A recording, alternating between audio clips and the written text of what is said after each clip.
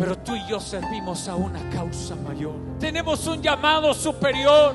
No importa qué tan joven o viejo crees que eres, siempre hay un momento y una oportunidad de bendecir la vida de otras personas.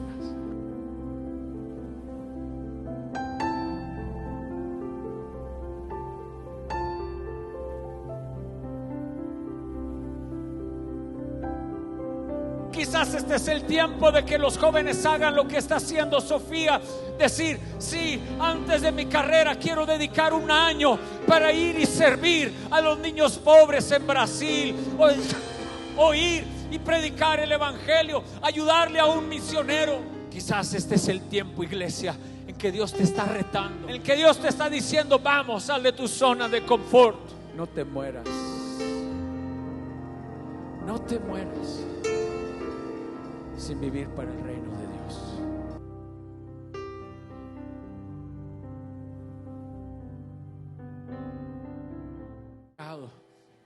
De todos nosotros.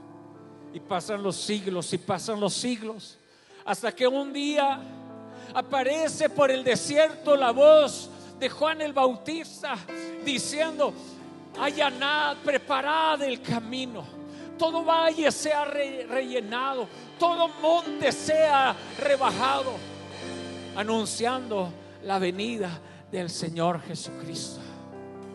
Y entonces aparece, hermanos, un ángel a una jovencita de entre 14 y 16, 17 años, llamada María. Y aparece este ángel y le dice a María, María, no temas. María, no temas, que darás a luz un hijo y llamarás su nombre Jesús. Y que la profecía de Isaías se comienza a cumplir en la persona del Señor Jesucristo. La iglesia estaba tan ocupada y el pueblo de Israel estaba tan ocupado en su religiosidad y en sus tradiciones y en su mucho trabajo y en su mucho que hacer, que Dios le saca la vuelta a la clase religiosa y no le anuncia la venida del Mesías. Pero ahí se presenta con unos pastores que están afuera de Belén. Y a esos pastores humildes, aquellos olvidados a las afueras del pueblo, llega un ángel y les dice que os ha nacido hoy en la ciudad de Belén un Salvador, Cristo el Señor.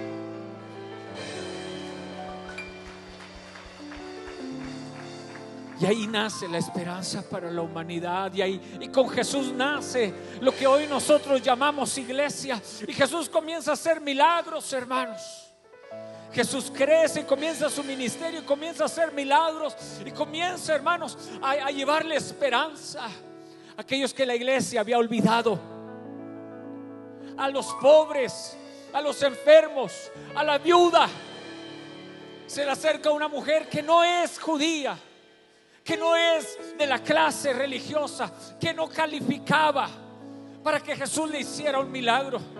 Iba la mujer detrás de Jesús pidiendo un milagro.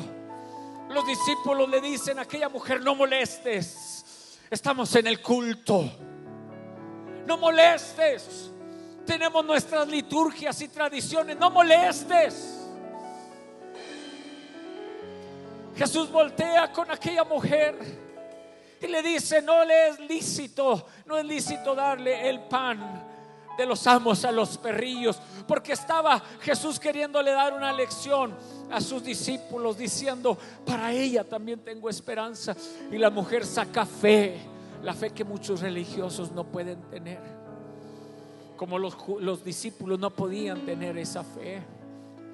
Y la mujer le dice a Jesús, Señor, pero aún los perrillos comen de la migaja que cae del pan de la mesa de sus amos. Y entonces Jesús dice, ni en Israel he encontrado tanta fe.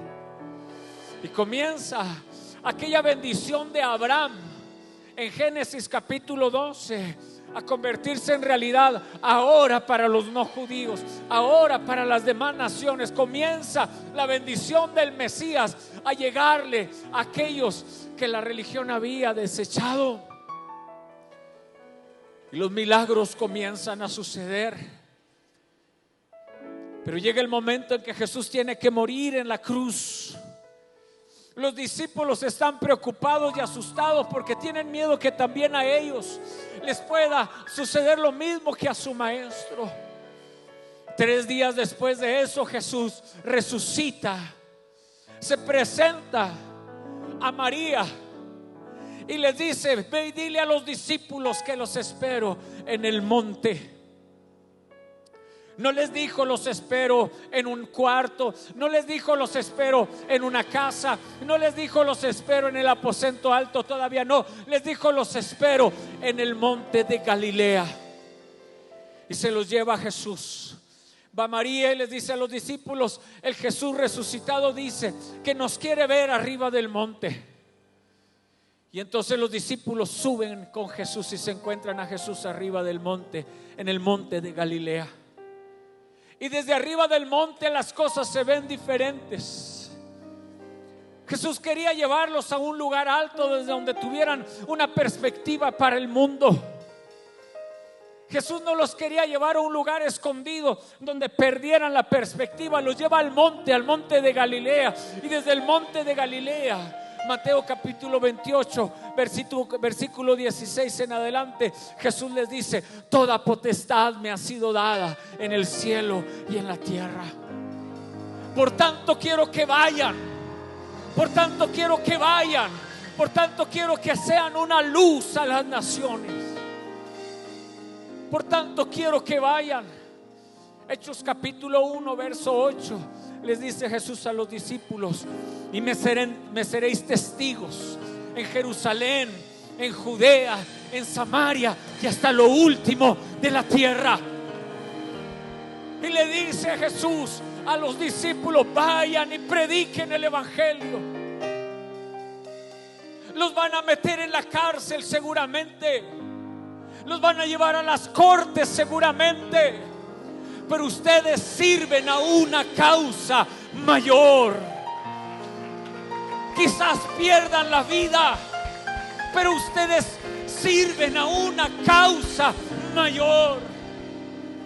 Y le dice Dios a la iglesia, familia Sinaí: vayan y prediquen el evangelio.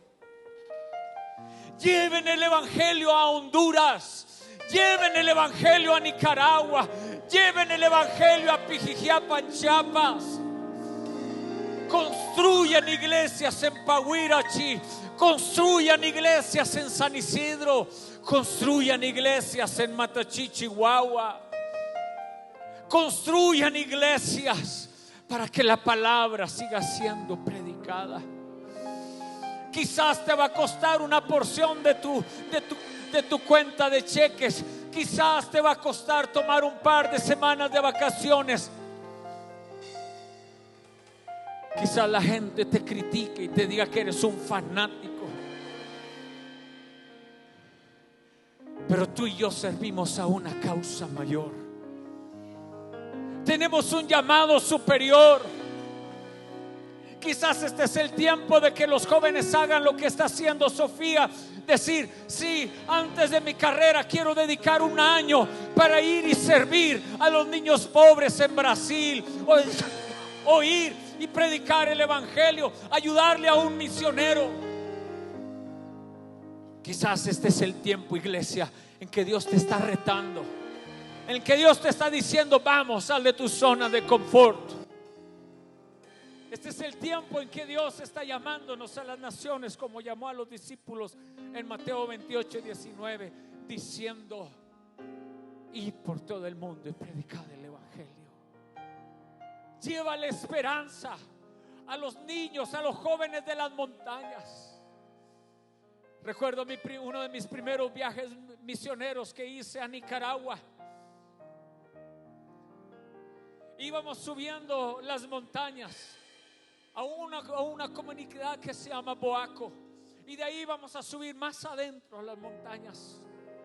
Y recuerdo haber ido en aquella van rentada con aire acondicionado y todas las comodidades que a veces los grupos misioneros solemos llevar, porque Dios nos dio la bendición de organizarnos correctamente.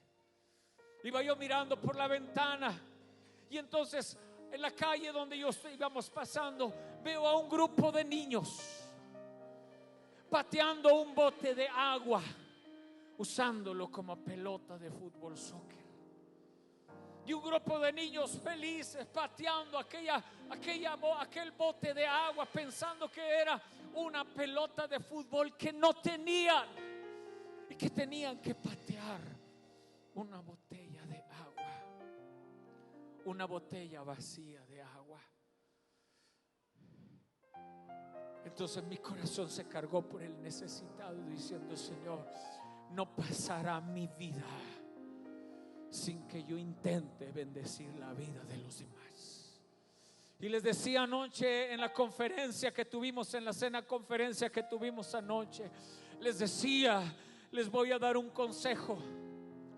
Les dije: si se les olvida todo lo que hemos hablado y los videos y nuestro esfuerzo de invitarlos a pensar en las misiones, no se les olvide esto: no se mueran sin tocar la vida de otra persona para el reino de Dios. No te mueras, no te gastes toda tu vida, tu salud, tu cuerpo, los años de tu vida pasando por esta tierra sin tocar la vida de alguien más. Porque puedes tener títulos profesionales o una gran casa o el vehículo del año que siempre quisiste manejar, pero si no tocas la vida de alguien para el reino de Cristo, tu vida será tan miserable como la de los más miserables. No te mueras sin bendecir la vida de alguien más. No importa qué tan joven o viejo crees que eres, siempre hay un momento y una oportunidad de bendecir la vida de otras personas. Esa es la causa mayor, se llama la causa de Dios. Se llama la causa de Dios. Pero antes de amar la causa de Dios, tienes que amar a Dios. Porque no se puede amar lo que Dios ama si antes no lo amas a Él. No puedes amar lo que Él ama si no lo amas a Él. Para amar lo que Dios ama se necesita vivir enamorado de quién es Él. Cuando entiendes cuál es su grandeza, su poder, su majestad, y decides entregar tu vida y vivir para Él, entonces puedes comenzar a amar lo que Él ama. La Biblia dice: ¿de qué le sirve al hombre ganar el mundo entero si se pierde su alma? Nunca vas a poder amar a la gente como Dios la ama si antes no lo amas a Él. Tienes que primero estar enamorado, apasionado. Tienes que vender tu vida a Dios. Tienes que aprender a decir como Pablo dijo: para mí el vivir es Cristo y el morir me es ganancia. Y una vez que vives enamorado de Él, entonces toda tu vida gira alrededor de lo que Él quiere. Entonces tu cartera, entonces tu profesión, entonces tu negocio, todo gira alrededor de lo que Él quiere. Y entonces aprendes a decir: Señor, yo no estoy aquí para que tú me hagas milagros y cumplas mis caprichos. Estoy aquí para servirte. Es cuando ya aprendes a decirle al Señor: los años que me queden de vida los viviré para cumplir tu propósito aquí en la tierra. Porque ya estás enamorado de Él. Y es cuando dices: Señor, el negocio que me has dado lo voy a usar como un instrumento para tu reino. Señor, la profesión de universidad que me diste la voy a usar como un instrumento para tu reino. Señor, la cuenta que me diste la voy a usar para tu reino. Los talentos que me diste los voy a usar para tu reino. Y si sé pegar piso, voy a pegar piso también para tu reino. Y si sé pintar, voy a pintar para tu reino. Y si sé construir, voy a construir para tu reino. Y si sé predicar, voy a predicar para tu reino. Y si sé hacer comida, haré comida para tu reino. Y si sé cortar el pelo, cortaré pelo para tu reino. Estábamos en Nicaragua. Estábamos en la ciudad de la Trinidad. Y habíamos llevado unas hermanas que sabían cortar pelo. Y empezaron las hermanas a cortar el pelo a los niños de la comunidad. Algo sencillo, algo simple. Se había organizado una fiesta, piñata, dulces, regalos para los niños, mientras las hermanas estaban cortando el pelo. Y empiezo a platicar con la gente que están esperando. Hay una fila de niños para cortar el pelo, porque no se pudo cortarle el pelo a todos los que llegaron. Y me acerco con una mujer y le digo: ¿cuántos niños trae usted? Me dijo: traigo 3. Y me dice: muchas gracias por venirnos a ayudar a cortar el pelo de nuestros hijos. Tengo 3 hijos, nunca se los había podido cortar al mismo tiempo, me dijo. Tenía que cortarle primero el pelo a uno, juntar dinero para podérselo cortar al otro, y luego juntar dinero para cortárselo al tercero. Y luego, para cuando le había cortado al tercero, tenía que empezar a juntar para el que ya le había vuelto a crecer el pelo. Me dijo: gracias, porque ahorita a los 3 van a tener su pelo corto y voy a poder usar ese dinerito para otras cosas. Le dije: señora, ¿cuánto le cuesta a usted cortar el corte de pelo para cada uno de sus niños? Me dijo el número en la moneda que se maneja en Nicaragua. Yo hice el cálculo: alrededor de 50 centavos de dólar aproximadamente. Y entonces mi corazón se llenó de tristeza.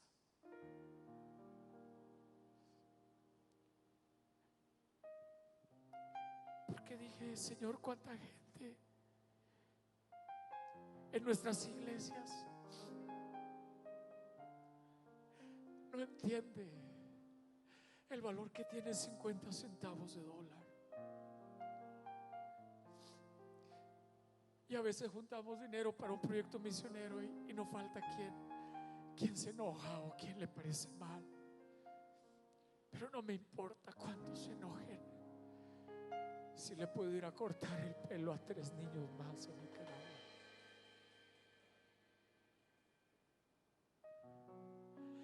Y sí, muchos de esos viajes ustedes los pagan, claro que sí. Y si yo tuviera dinero los pagaba yo, no me importaría. Pero son los asuntos del reino, porque servimos a una causa mayor.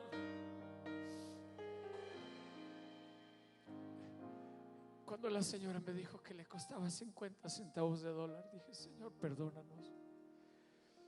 Perdónanos, perdónanos, perdónanos, perdónanos, perdónanos.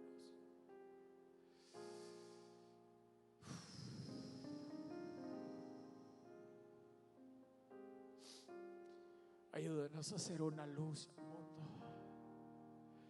Y es verdad, no le podemos cortar el pelo a todos los niños del mundo, no, pero le podemos cortar el pelo a 50 o a 20,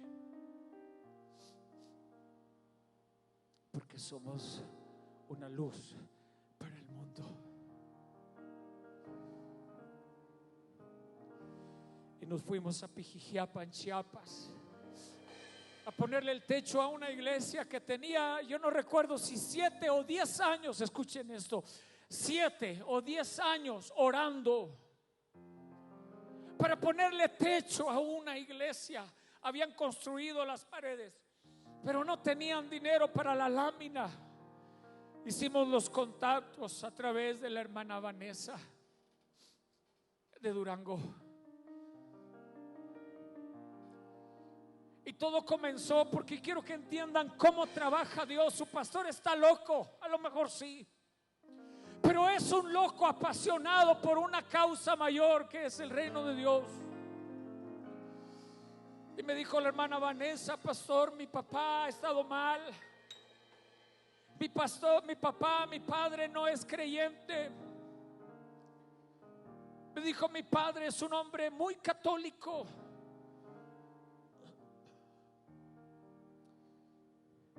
Me dice: ¿habrá alguien en Pijijiapan, Chiapas, que usted conozca que pueda ir a orar por él? Le dije: hermana, yo ni siquiera sé dónde está Pijijiapan, Chiapas, pero déjeme ver qué puedo hacer.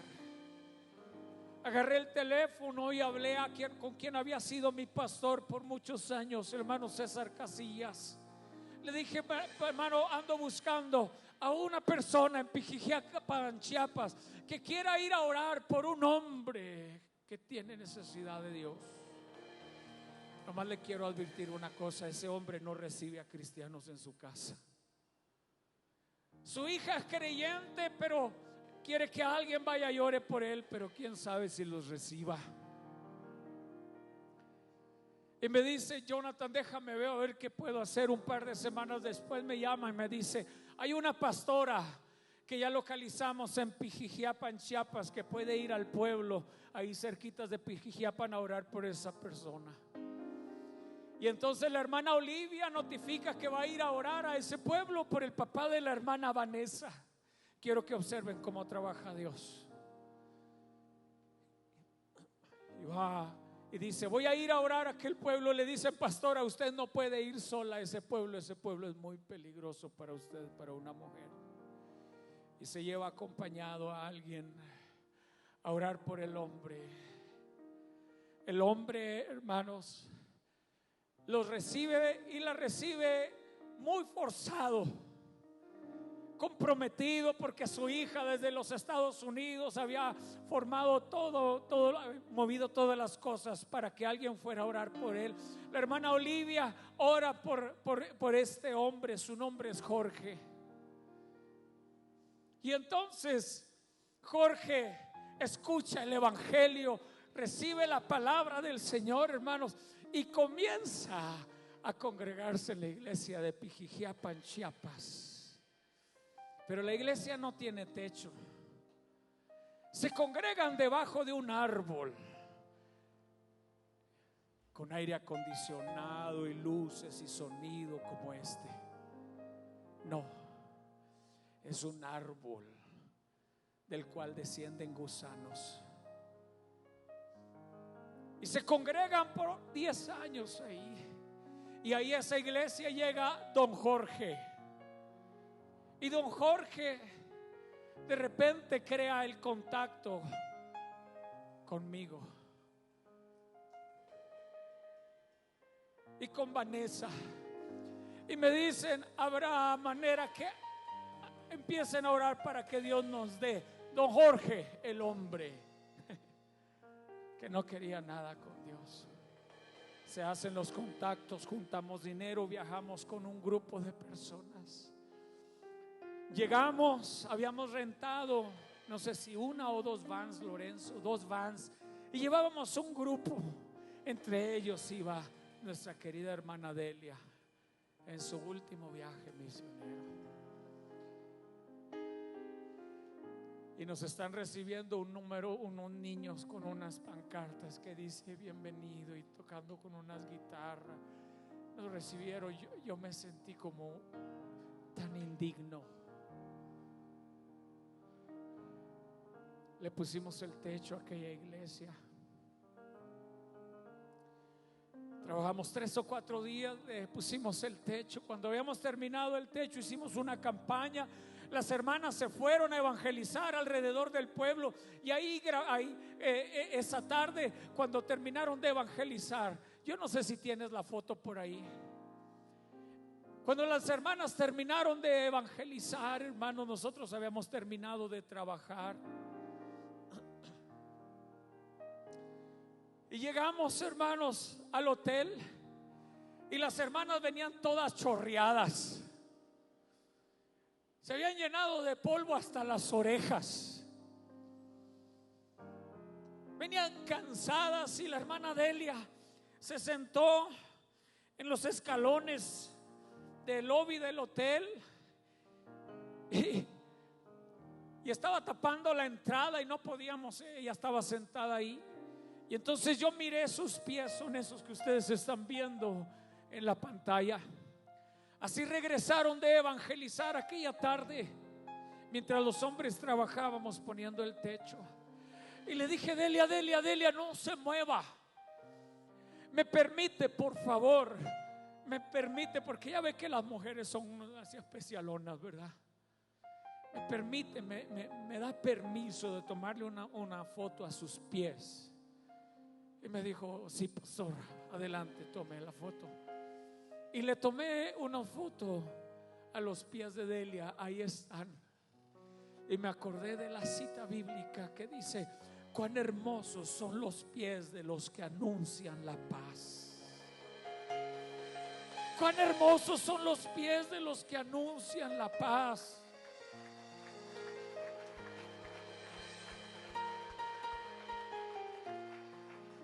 Nuestra hermana Delia ya estaba enfrentando el cáncer desde entonces. Sería su último viaje antes de morir.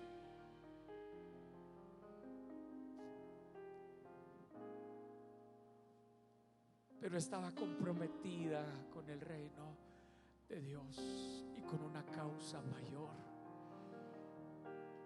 ¿Y tú con qué estás comprometido? ¿A qué está comprometida tu vida? ¿Cuál es tu causa mayor? ¿Tus hijos? Yo tengo 3. 2 ya se casaron y se fueron de la casa, están construyendo su propia familia y los amo y los adoro. Pero los hijos crecen y se van.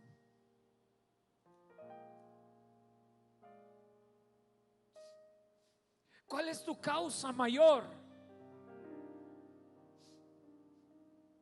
¿Riqueza? ¿Casas? ¿Cuál es tu causa mayor? Nada de eso te vas a llevar. ¿A qué está comprometida tu vida? Ahí es cuando viene el punto de amar aquello que Dios ama. Es cuando aprendes a mirar a la gente como Dios la mira.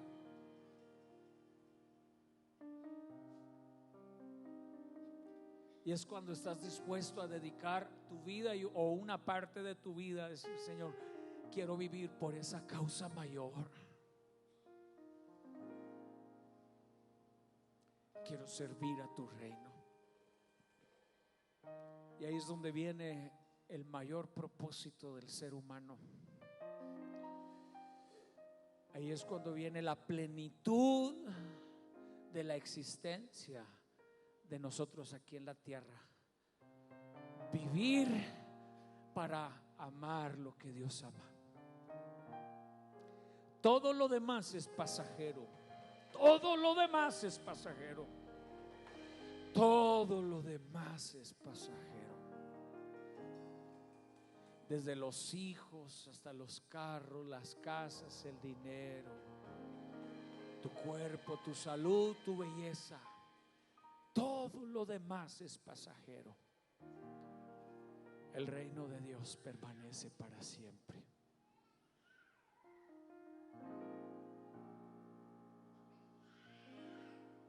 Estamos buscando gente.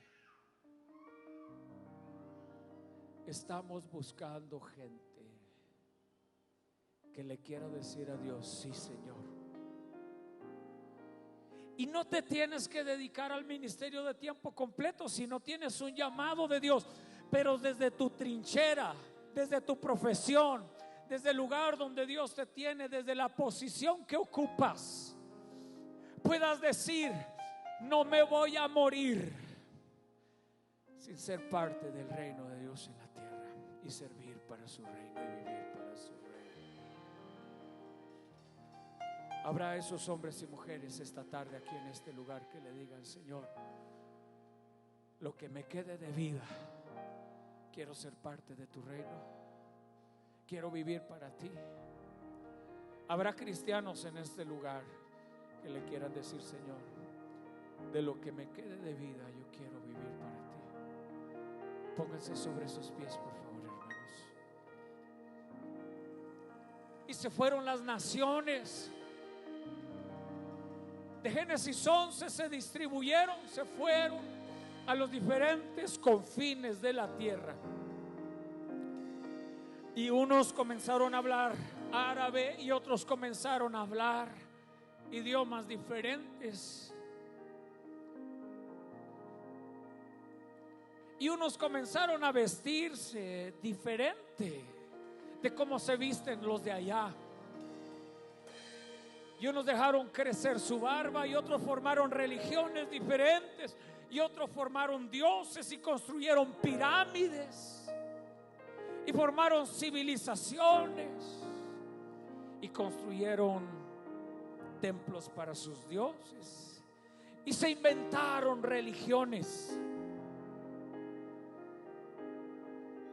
Y por eso una vez al año nos vestimos con ropa de diferentes naciones, tratando de decirles a ustedes: amada y querida iglesia, hay un mundo fuera de estas cuatro paredes a los cuales también Dios nos llamó.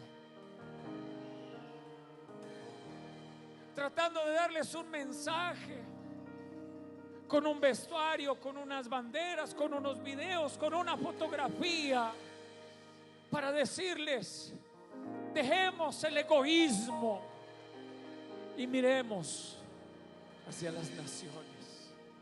Dejemos de pelearnos unos con otros porque pensamos diferente, o porque aquel cometió un error, o porque aquella persona no es de mi agrado, o porque es de otra cultura, o porque su color de piel es diferente, porque no habla mi idioma, porque soy mexicano, porque soy hispano,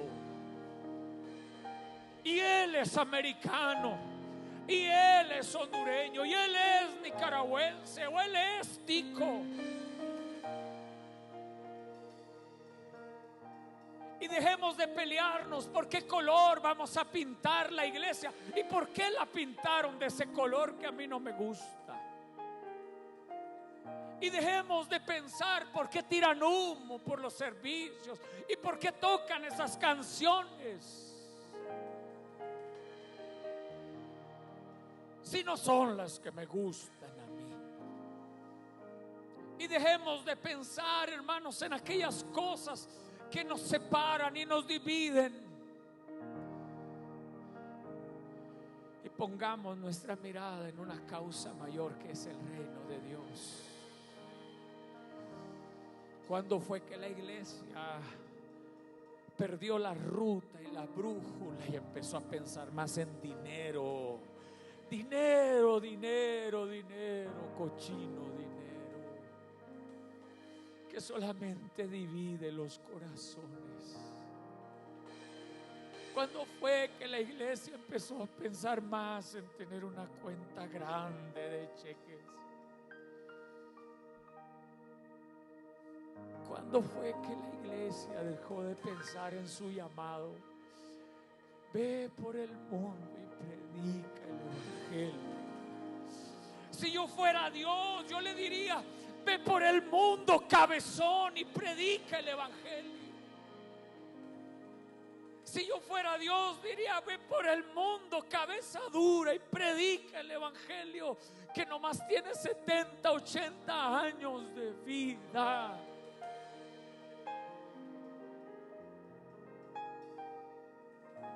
¿Cuándo fue que la iglesia perdió la brújula y empezamos a acomodarnos en sillas cómodas y acolchonadas? ¿Cuándo fue que la iglesia empezó a perder la brújula, el lugar donde Dios nos quería, y dejamos de mirar hacia afuera? ¿Cuándo fue que la iglesia, hermanos, ¿Cuándo fue que la iglesia dejó de mirar a lo que Dios ama? Este es el tiempo. Es ahora, iglesia. Alguien diga amén, por favor. Es ahora, no mañana. Es ahora. El llamado es ahora. Y si no, haz números y piensa cuántos años de vida podrían quedarte. Piensa. No te mueras. No te mueras sin vivir para el reino de Dios. Ahí está el propósito más grande de tu existencia. Vivir para el reino